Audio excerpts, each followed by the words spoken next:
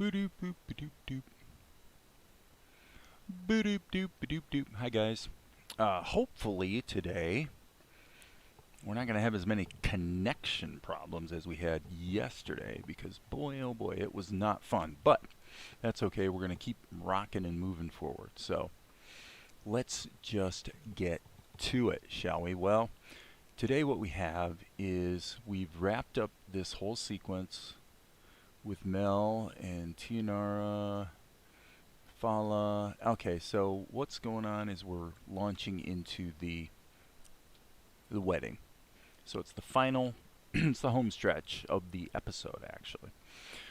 So yesterday I was working on this background painting, and all these characters, if you look real close, they're real rough, and that's because this is the actual size that they're gonna show up on TV or whatever platform the show is playing on. So what I'm going to do today is basically, I'm sick and tired of working on this shot. I'm bored of it. I want to go ahead and move to some stuff that's more fun, like the character animation stuff, with one little caveat. I'm really trying to get away from the stupid Ku Klux Klan looking costumes, which I really didn't intend that when I designed these guys. They have pointy hats, okay, and it's a little embarrassing. But I found some photo reference of ancient royal garb, and I'm gonna go ahead and dress Golek in something that is a little more probably accurate to ancient times and perhaps visually a little less egregious. So again, I mean, obviously KKK people actually wear a hood. It's not just a pointy hat, but I don't know. It's been bugging me. It's just I don't even know what I was thinking when I. I mean, it's not a you know, like evil to have a pointy hat, but if we go back here to the end here, the end sections of episode 2, let's see. Okay, yeah, see, there's the soldiers. So they have these sort of towering hats with this sort of almost like shepherd garb, you know, around it. I think it worked pretty well. So I don't really want to go too much further than that. Now, Vespar at the end of the show, this was actually the first shot that was ever done on the entire show, has disconnected and reconnected. So what we're going to do is we're just going to basically create a new shot and just dive into character animation, because you know what? Character animation is fun. This is going to be shot number 582. So what we're going to do is come over to Tahoma, click on New Scene, creating something from scratch here. Our output settings are going to be plus scenes 582 render. Now this is just my convention. You can have things render where you want, but when you put in the path manually like I just did, Tahoma will actually create the folders for you in the subfolders, the whole thing. So, and this is going to be rendered as 582. I'm not going to render it right now. I'm not going to save and render. I'm just going to save all. Save this shot as 582, and then I'm ready to get to work. Okay, so the first thing we're going to deal with is the costume. Therefore, let's hit the B key and create a smart raster level. And I'm just going to, I guess I really want to have a my paintbrush. I like my pencil when I'm sketching. So, hey Nutgut, what's going on, man? Am I saying that right? Nutgut. It's actually Nutgut 40. Nutgut 40. Okay, so Golek, I want to keep in mind what he's actually saying here. He says, we gather today to celebrate the marriage of Prince Vespar, but he gets interrupted by the crowd because the crowd is going to actually shout out and object to some of the taxes that have been being imposed on them by the king vis-a-vis Golek's promptings and proddings. So what I'm going to do is just kind of get the so here's what I'm going to do. I'm just going to take this, there's this little reference picture I'm looking at, and I'm just going to kind of follow the idea here. So what they have is they've got this headdress that kind of goes like this, and then it's got a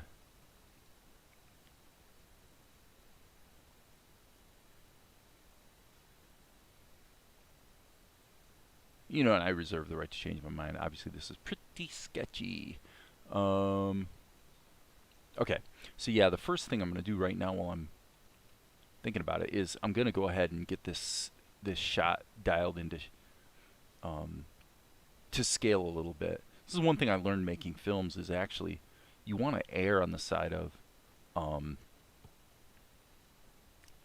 shooting your characters. So that, I mean, with live action filming, when in doubt, you want to actually shoot wider, not tighter, because you can always crop it in a little bit. Whoops, that's not what I wanted to do. You can always crop in. So I'm kind of feeling like that would be okay. And now let's just kind of get his, if we figure the man does in fact have a neck, all right, and let's just kind of draw the barrel of his chest to just, we're just trying to get the broad geometry, right, underlying his form, and then we'll kind of figure out the specifics, especially on the costume stuff. One thing I don't want to do, now that I'm actually kind of thinking out loud here, is I don't want to introduce a million different colors being required, to do the costuming. But I made him a little smaller in frame, so this decorative bauble at the top of it can be seen pretty clearly. Okay, so in the wide shot, what we're going to see is him coming out. Let's just indicate his deltoids here, because that's going to create folds in the cloth, that are... So, and basically if his arms hung at his sides, his elbows would come right about to here. So if we draw an arc, or in this case, since it's a straight on shot, we can draw a circle, and that kind of tells us where his elbows would fall, and his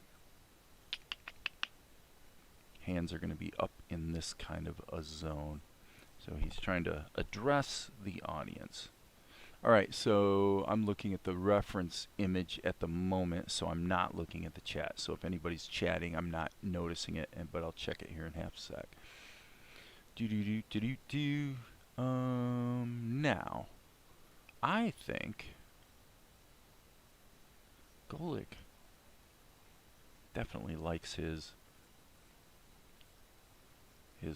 royal costuming, even though he's not technically royalty. So we're gonna let me think about this. This does kind of work if he has a big wide sash, like a belt type of situation here around his tubby little tummy. So now I'm going to start chiseling this stuff out with the eraser so I'm not confusing myself.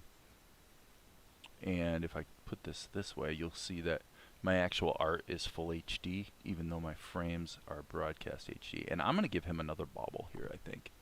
I'm giving myself a lot of extra work to do, if the truth be known, with the costuming, but that's okay, it'll look cool. Alright, so then this sash would just fall. So it's just like, it's something we've been seeing throughout the show. He always has this sort of thing that hangs over. Just kind of suggests some sort of, kind of marks him as an important person or something. Kind of, sort of, maybe. Okay. By the way, I don't know how long I'm going to stream tonight. I'm actually thinking it's probably going to be about an hour, but maybe longer. Hey, Maria. Welcome to the party. All right, so Golek. This is going to be not necessarily fully symmetrical. Now, in the storyboard,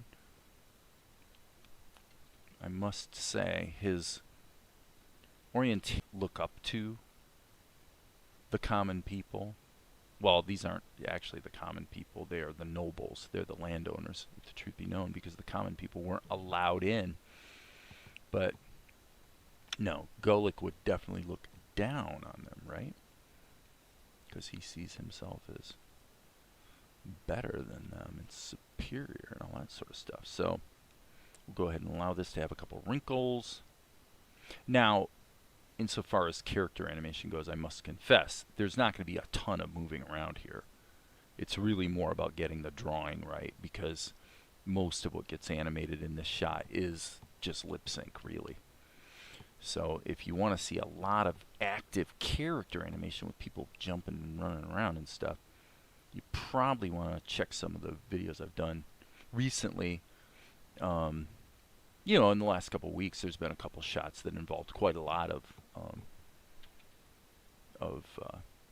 knocking out a complete pencil test of character animation with a number of keyframes. You know, this shot doesn't really call for that. It's really more about getting the pose right. Keep it simple, Sherlock. Now I'm going to go give him sort of fat. Okay, yeah, that's a little too thin, actually. Well, that's what happens when you're zoomed in. When you're zoomed in, you can accidentally get your scale off kilter. Yeah, that looks way, way, way, way better. And this probably should be more like, yeah, that makes way more sense. Okay, and then that'll allow the cloth to have a little bit of a, it'll kind of fall around him a bit. And then I'm just going to make his sort of forearm zone a little fatter. So there we go. Alright, so what about his meat hooks, meaning his hands? Let's do this. Let's give him the palm. We'll kind of make this very simple. It's a cartoon. We want to make this a little bit simple.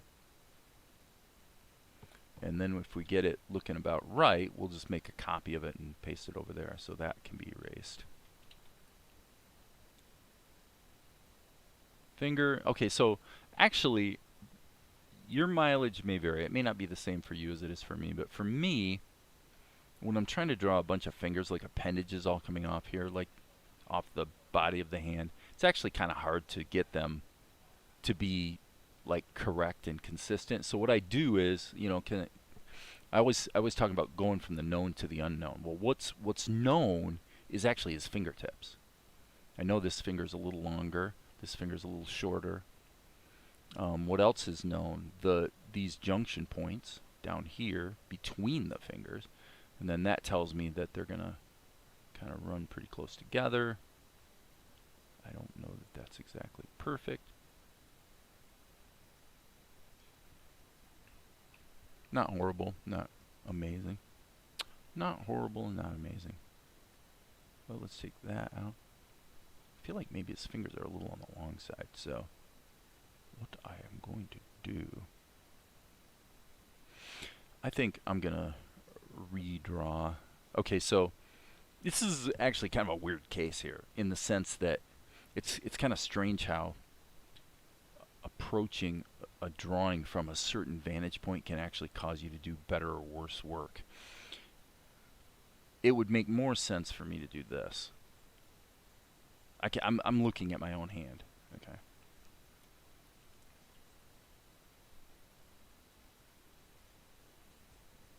It would make way more sense probably to actually draw a hand. You know. Yeah, speaking of using reference, why don't you just like draw your own hand? Okay, I need to spread the fingers out a little bit. And then shrink it down, and that'll be my guide for his hand. Instead of this overly boxy. This. Shrink it down. I can finish it up. Yeah, that'll be better.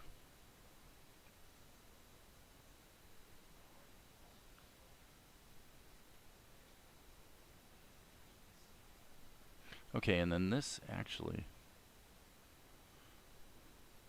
and my hand is a little bonier and thinner than Golik's would be. So what I'm going to do is kind of get it right, and then I'm going to just stretch it to the right size. So this is going to be a little bit fatter, and whoops, if I hit control, I can kind of go like that, and that's better. Now we can shrink that down, and I would say that's a better looking hand. It's almost, even if you're drawing cartoons, it's almost always better to work from some kind of reference that, you know, makes sense.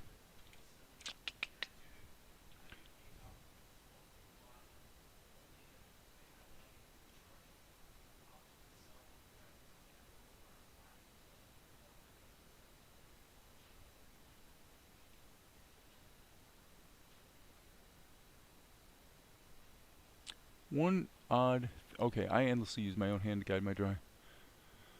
Yep, one odd thing is that I constantly have to test if a thumb is facing toward or away from the body. Yeah, for some poses I have the same issue.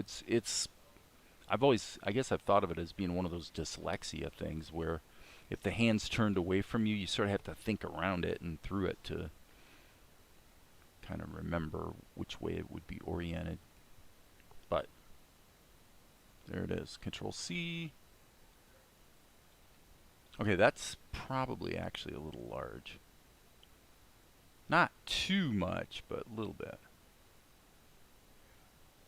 Probably something like that. Control C, Control V. And I'm going to come over here. I'm going to set it over here just in case I lose my grip on it and something goes wrong. I'll be able to select it easily. So now I'm going to go up to the H for horizontal, put a minus sign in front of it, and that just flips it.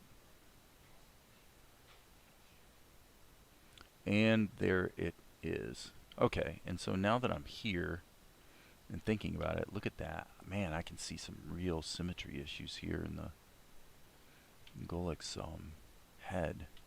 Well, that's why we flip our canvas. The problem is not so much his head, actually, as the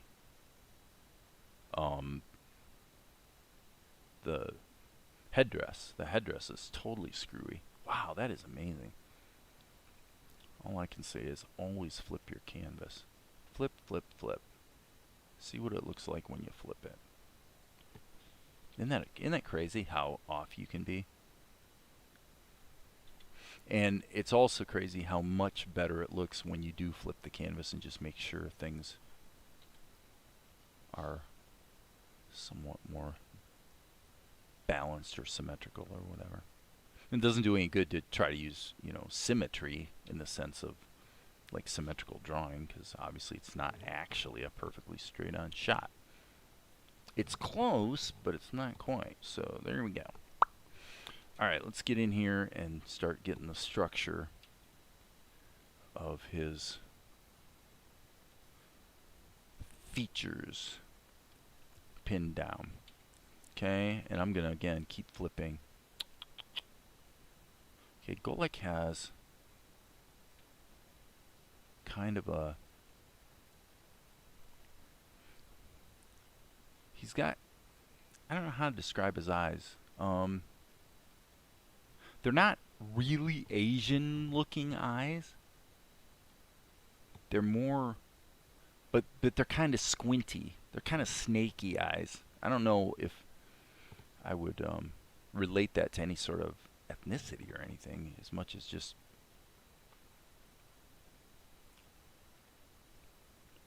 it's just the way he looks. Okay, and his nose is kind of like this. He's got a fairly wide nose. I don't like what I just did. I'm going to erase that. This is a good example of if you don't get it right, sometimes it's better to just erase it. Don't try to fix it, because it's really easy to get married to a drawing that's actually not any good. It's better to just pull out, start over. And I haven't drawn Golik in quite a while, actually. It's been at least a month.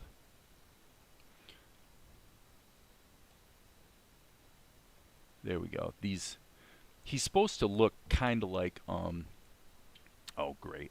Now that I go to say it, I'm gonna forget the guy's name. Played Dathan in the Ten Commandments. I've said his name on here a zillion times, and I'm drawing a G. Edward Robinson? Yeah. Edward G. Robinson. G. Edward. Oh, Dave. Oh, Dave, you're such a silly goose. You're such a silly goose. Alright, so he looks happy because he's making this announcement. You know, we're all gathered here to celebrate the marriage of Prince Vespa. Alright, so now I'm not at the M key. I don't think that's the default. I made it the M key because that was what Krita used, so I figured I've kind of made my hotkeys match between the two softwares as much as realistically possible, just because it's less to have to remember.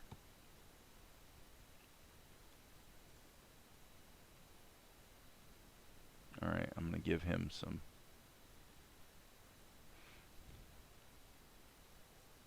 little bit of lip action, a little bit of wrinkles. He's a fairly old guy. Those who have been around with this project for a while may know that early in the show there was some stuff that went on in the narrative that where he was 20-30 years younger, and he's had quite a long career of trying to weasel his way into power. So, well, he's a weasel, alright. Now, I really shouldn't draw his lower lip like that because obviously the animation of the mouth is going to be pretty simple, and he's basically got this kind of goatee thing going on. So that's pretty good. That looks like Golek.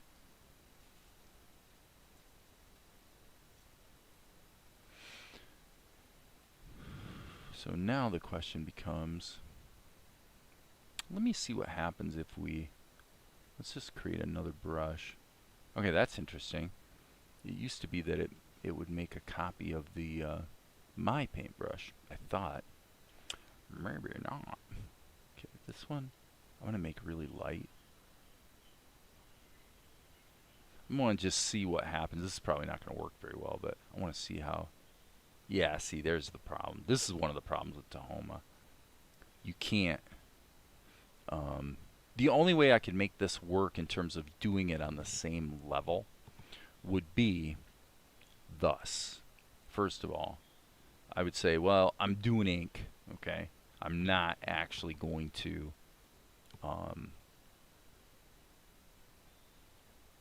tighten up the pencil drawing. I'm going to just go ahead and go in with ink and paint. If I put it in either pencil mode, which gets rid of anti-aliasing, or probably just by turning pressure off, then I suspect the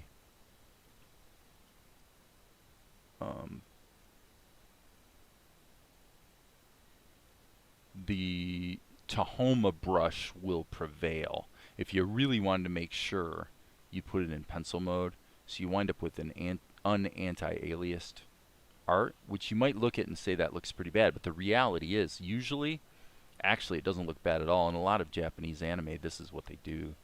The ink work is not anti-aliased. So if we turn on smoothing, so how would we want to treat this?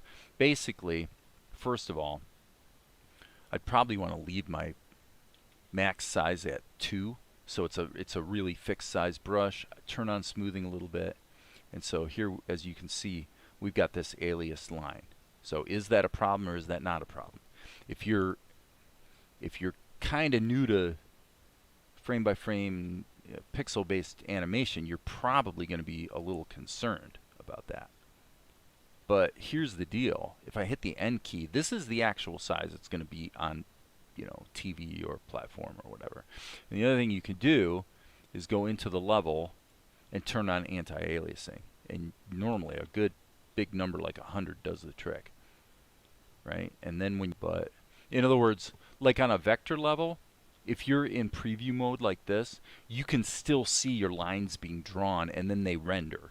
Whereas with a smart raster level, that is clearly not the case. And so, like I said, it looks like it'd be a problem, but it's really not. This level of this aliasing, a totally pixelated look, is actually not a problem at all. the final imagery will look fine. And the thing is, the reason they actually will use, and of course I'm sure it differs from studio to studio or project to project, but the reason they use alias lines is it makes the fill operations a lot more reliable, because it's way easier to see if you've got closed shapes when you have anti-alias lines. So it takes out the ambiguity that you get with a real soft edged pen. I'm kind of indifferent about it. Sometimes usually I actually use regular brushes, and sometimes I use the anti-alias, the anti-aliasing that Tahoma will add in post.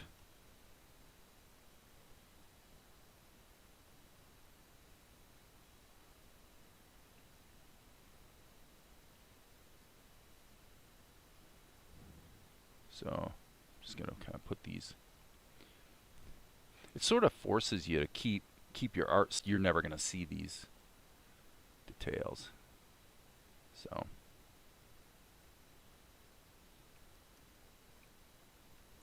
poof. So if I hit the N key, yeah, that's what's actually going to be on the screen. So there's a couple problems. Great actor. One of his best roles was oddly Father Margaret O'Brien and Our Minds Have Tender Grapes. Completely opposite to his usual image.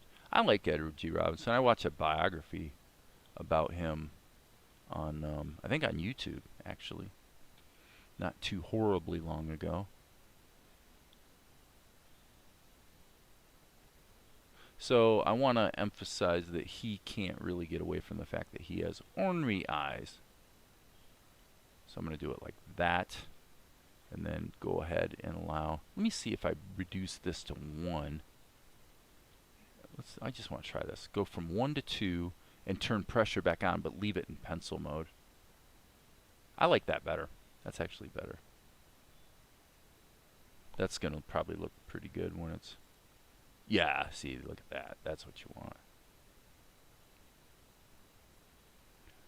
Alright, so again, it's kind of, if you're like me and you don't really love seeing your art looking so pixelated, it's kind of horrifying actually. But you got to remember that you're zoomed way in.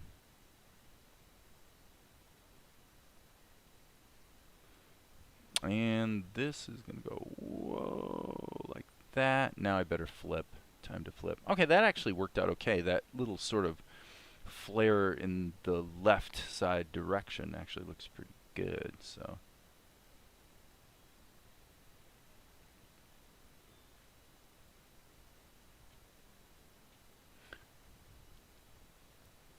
I think, can we come up with a compromise here? I wonder if we give this a top and put the bauble here instead of up on the top. The only reason I put it on top is because of that's the way the reference image I found. That's the way the photo looked. But let's mount a bauble, some kind of jewel or something, on his helmet or his headdress. I don't think I'm going to go any further with that as far as making it look like it's tied in there in some way. I think we'll just kind of pretend that we accept the idea that it's part of the headdress. Okay, can we all agree on that? Alright, so now we're going to go grab this, and now we need to make sure this has the appropriate wrinkles. The appropriate wrinkles. And then we'll just have to decide downstream what we want to do as far as colors. So hopefully this isn't too boring for people. Like I said, there's not a ton of actual pencil test animation going on today. Just want to get a good, clean drawing. of the guy. And right now I am flipped. Okay, so I'm glad I just did that because it showed me yet another little error right here. Okay, so he's going to have this, this, and this sash thing is going to actually come up above.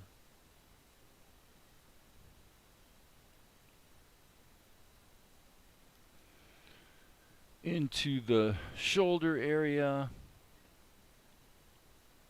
I really feel like there's too much smooth. I'm just going to turn the smoothing off for the moment. Okay, I want to see how this is looking rendered. I think it's a pretty good line, actually. Wow. I like the way the anti-alias lines look. You can't, I'm in rendered mode right now, so that's why you can't see the line I'm drawing. Boop. I'll turn that back off. But yeah, actually I mean, if you want to have good clean fills, let's see what the fill check. Now, that does kind of underscore a little bit of an issue. We won't really know what we've got until we delete the pencil lines. So, but you probably knew that.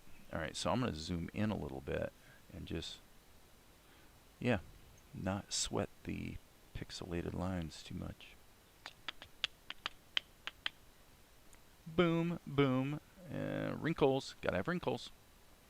Okay, so now we've got this sash. So the sash is going to hold sway over how all the rest of the fabric behaves.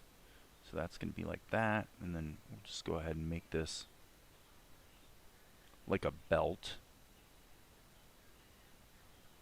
And so this is probably going to have a little bit of wrinkle action too.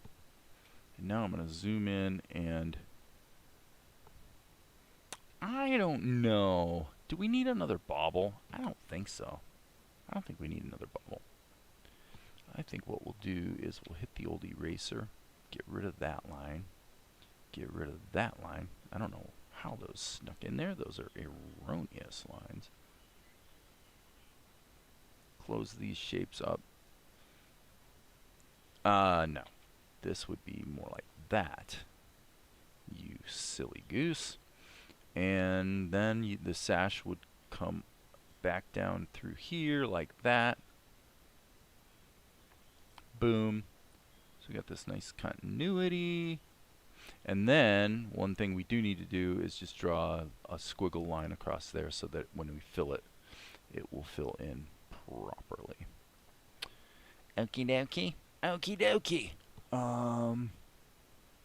Yeah. Okay, so now we're going to say there's our border. And also, while I'm thinking about it, I'm going to go ahead and erase these pencil lines. So I'm going to hit the eraser. This is the key right here. Click selective. That way, only the pencil lines will get erased.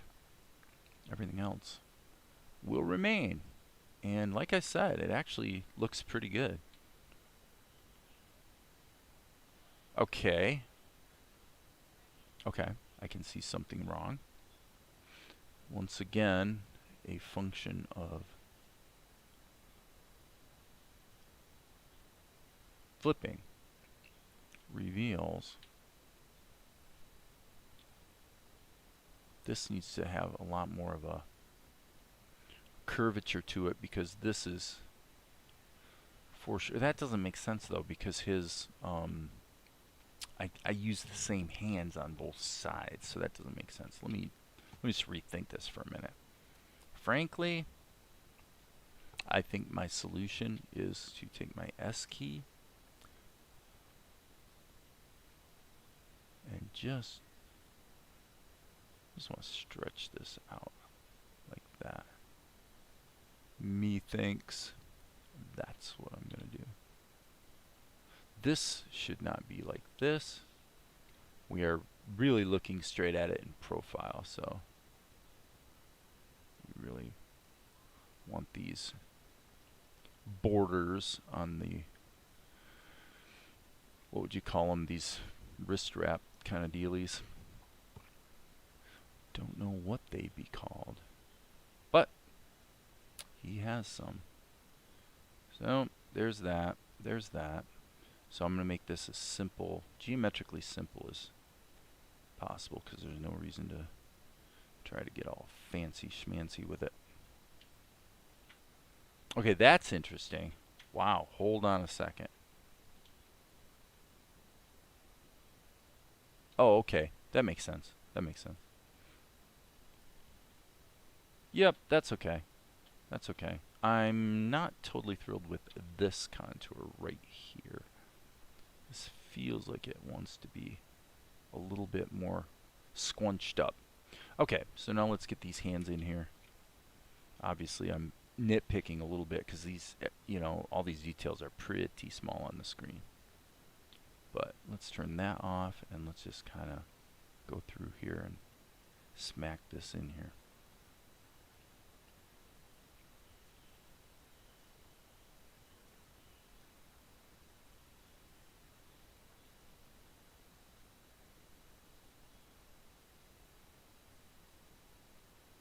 And there it is. There it is. There's the hand. Okay, so now we know what to do. We're going to grab the hand, Control C, Control V. So you can do it this way, obviously. Works just as well, basically. And then smack that right there. And it probably goes without saying that that's going to introduce a certain amount of garbage right there. And so it would probably behoove me to just redraw some of it. Okay. Cool beans. So I hit the N key, and am I flipped right now? I'm flipped. Okay, so let's look at what it looks like with anti-aliasing applied.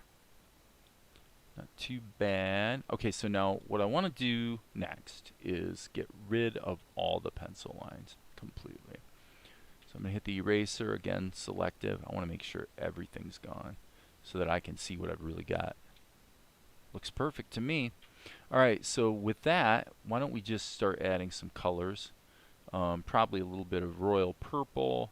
I'm just going to add a few colors, and I'm seriously going to just build up the costume with trial and error. That's what I'm going to do. So that's kind of a purple, pretty bright, I think. Okay, so what would we have? Now his sashes, technically this guy, I'm going to actually take all these colors and move them on the color wheel around to the green, because actually he's always been sort of relegated to wearing green. Sounds a little goofy, but it's true.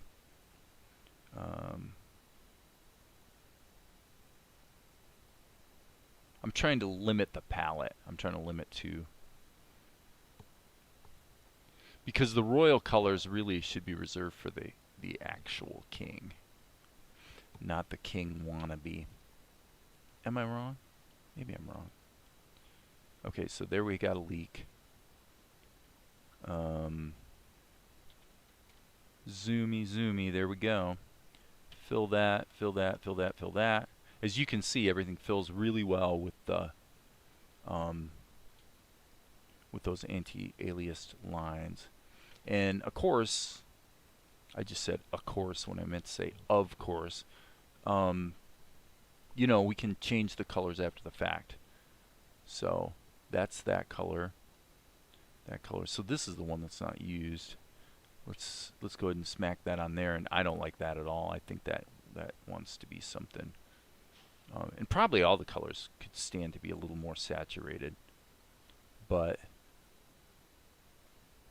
no, this is actually pretty cool, working with the, just kind of dialing in the palette of it in real time. And then of course we can always play around with having some complementary colors. But I think that would turn Gulick on if he gets to wear a little bit of something that kind of sort of looks like it's got some gold involved. That would float his boat, I think. So let's get his face. I'll just color in his eyes, and I'll paint him in a different color shortly. And that's definitely not the color I wanted for that. I really wanted this to be pretty. Yeah, that's not too bad. Let's use the gold for that. Gold for the trim. Not sure I'm sold on the really dark color, but that's okay. We'll go with it for the moment. And save our work. Okay, Golex. We got to get the whites of his eyes. So I'm going to hit the V key and just use the Smart Raster paintbrush. And then I'm going to go back up to the ink color to zap in his little bit of hair that you can see. Okay, and then the only thing I'm really not liking here is, frankly, this should be about like that. And now I'm going to take the Smart Raster paintbrush and just chisel back into this. Because his nose was basically not I mean, it looked like it was a little too lopsided.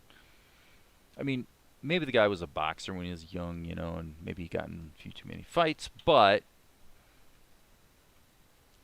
let's remember that we have had this character throughout the show, so we don't really want to be changing him too much today.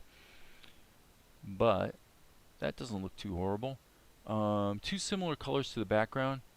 Could be. Yeah, I mean, I'm really winging it here. So the background, I guess the trim of it, yeah, that's a good point. The trim of it was green themed. I guess if you were going to try to remedy that, you'd actually go back to your blues and purples. So we'll try that. That's fine. It doesn't really matter to me. My only stipulation on the color here really is that they kind of be sort of close to each other on the color wheel, so that it sort of holds together as a cohesive, you know, color scheme. Color scheme is the term I'm looking for. I'm trying to say color scheme. This. Oh, I don't really want to look at this in rendered mode. I'm just gonna zip this around until see, actually, you know what? I have to say, back in some earlier stuff, he really did have more of a burgundy theme. I actually kind of like that. If I'm gonna go in that direction, I think these can be a little more muted. This probably needs to be more bold and decorative, if you will. That's not too bad, actually. It's a little out of character for Golik, which I kind of like.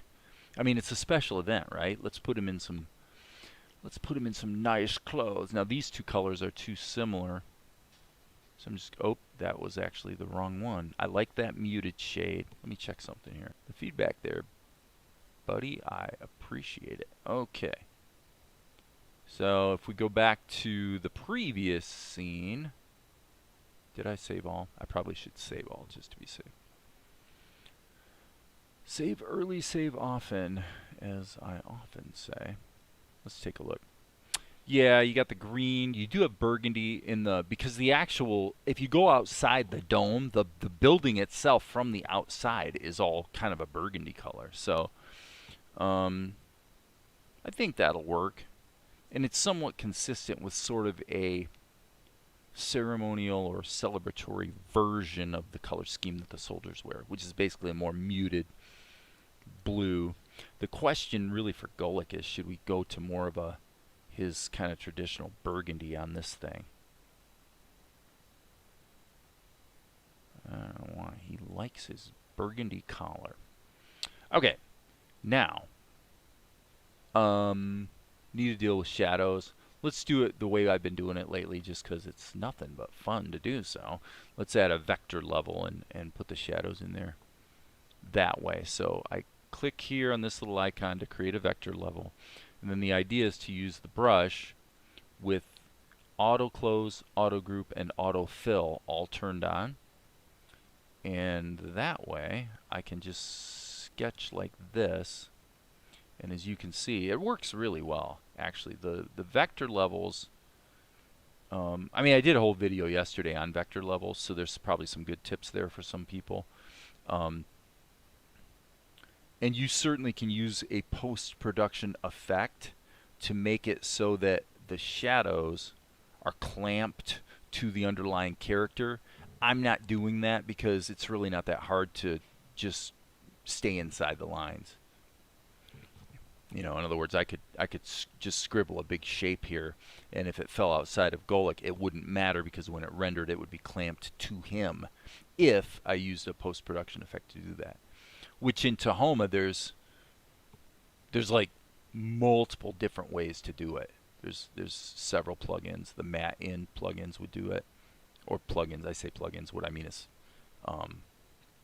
what does this is a dumb question. What does Tahoma actually call them? Effects. Just calls them effects. Okay.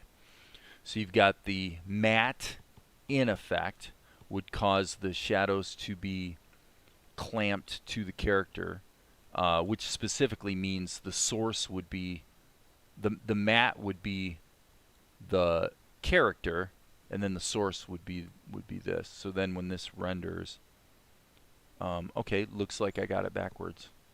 Looks like I got it backwards. That doesn't seem right. Is that right? That's not right. Am I supposed to be using matte out?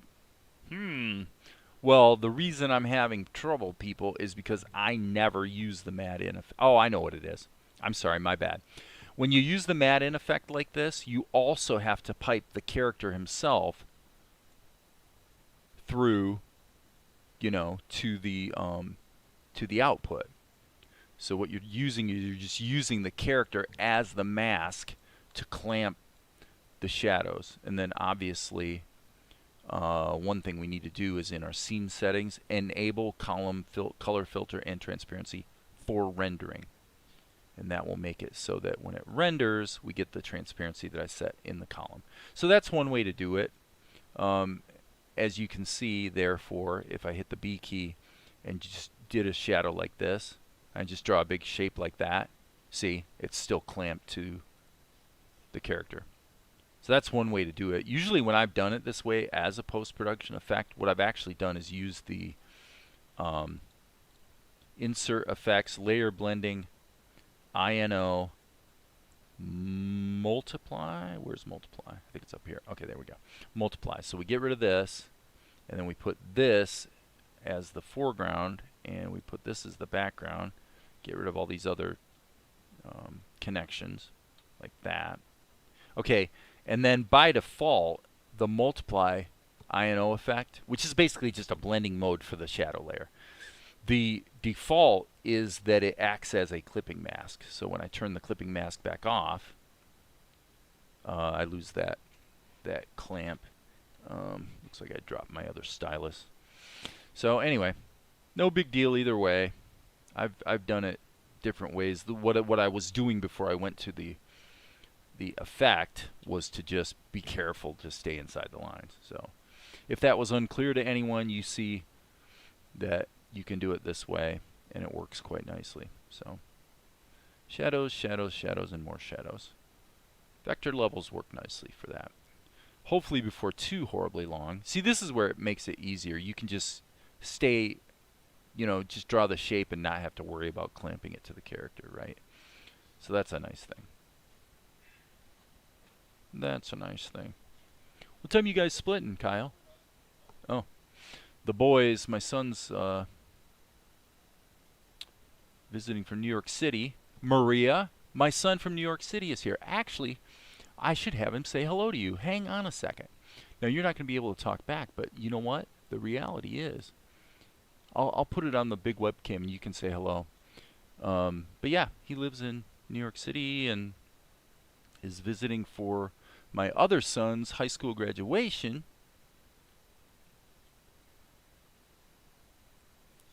And where's he? Hey, Matthew, come and say hello to Maria.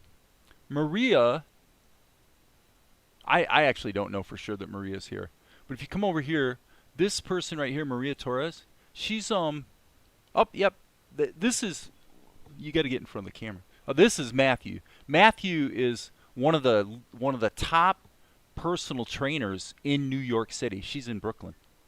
So, yep. So she's a Brooklyn person. So, no, she's a person who comes on my live stream frequently, and she's involved with like an acting group and things like that. And so, anyway, but yeah, New York City, right?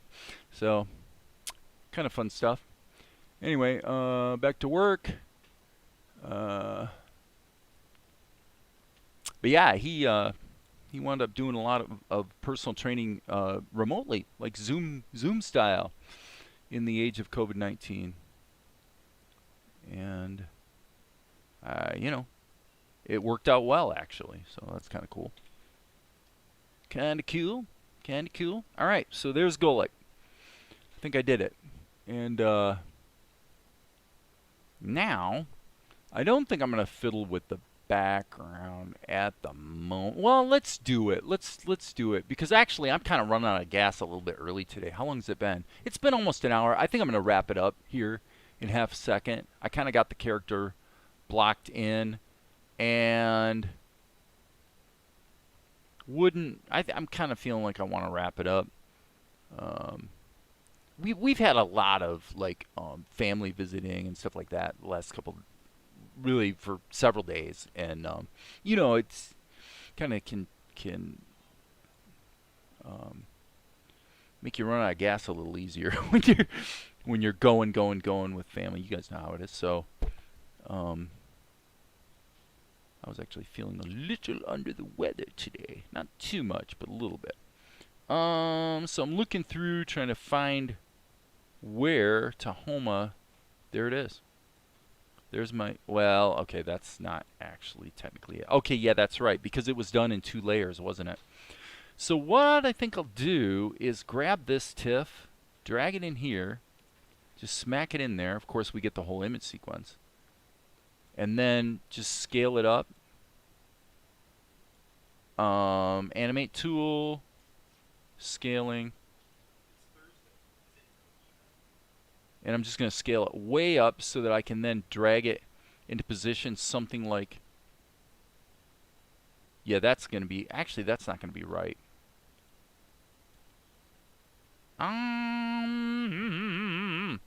Probably needs to be something like that, actually. And then we're going to put it out of focus, just so you know. Just so you're not freaking out and going, oh, that's going to look kind of stupid. But when it's cropped, yes, that's actually not too bad. This will be out of focus. And then we'll put that sort of dark burgundy background in the, you know, in the holes here. So, but actually from the standpoint of what was established in the wide shot, that's actually pretty accurate. Now the caveat being that we probably need to get some of the characters in there in the background, unfortunately. No, not really. Okay. I think we're okay. So, sounds cool, Maria. Sounds cool. Okay. So, that's gone. That's gone. And I think I am going to sign off. I'll do the animation later. I want to. I got to. In fact, I need to move my van for my sons anyway, so they can get out. So, all right. With that, I'm gonna.